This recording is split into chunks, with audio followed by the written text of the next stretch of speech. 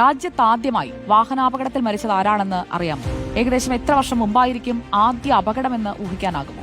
111 വർഷം മുൻപ് നമ്മൾ ഈ സംസാരിക്കുന്ന ഇതേ ദിവസമാണ് രാജ്യത്തെ ആദ്യ വാഹനാപകട മരണം സംഭവിച്ചത്. അത് നടന്നത് കേരളത്തിൽ.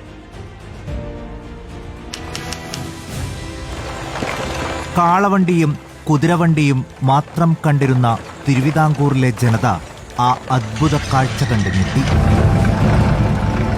ശ്രീമൂലം തിരുനാൾ മഹാരാജാവ് വിദേശത്തു നിന്നും ഇറക്കുമതി ചെയ്ത 4 ടയറുകളുള്ള ഇരുമ്പുവണ്ടി തിരുവിതാംകൂറിൽ ചീറിപ്പാഞ്ഞു തുടങ്ങി.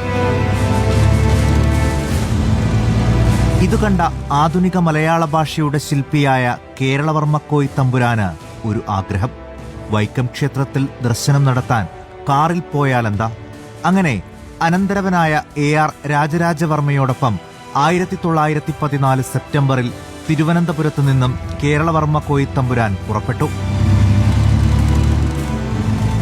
ക്ഷേത്രദർശനവും ഹരിപ്പാട് കൊട്ടാരത്തിലെ 2 ദിവസത്തെ താമസവും കഴിഞ്ഞ് സെപ്റ്റംബർ 20-നായിരുന്നു മടക്കയാത്ര. കാർ കായംകുളത്തെ കുറ്റിത്തെരുവിലെത്തിയപ്പോൾ ഒരു നായ പുറകെ ചാടി. നിയന്ത്രണം വിട്ട കാർ മറിഞ്ഞ് വലിയ കോയിത്തമ്പുരാന് ഗുരുതരമായി പരിക്കേറ്റു.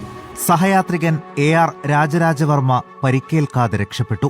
2 ദിവസം ചികിത്സയിൽ തുടർന്നെങ്കിലും സെപ്റ്റംബർ 22-ന് വലിയ കോയിത്തമ്പുരാൻ ലോകത്തോട് വിട പറഞ്ഞു. രാജ്യചരിത്രത്തിൽ ആ വിയോഗം ഒരു അടയാളമായി.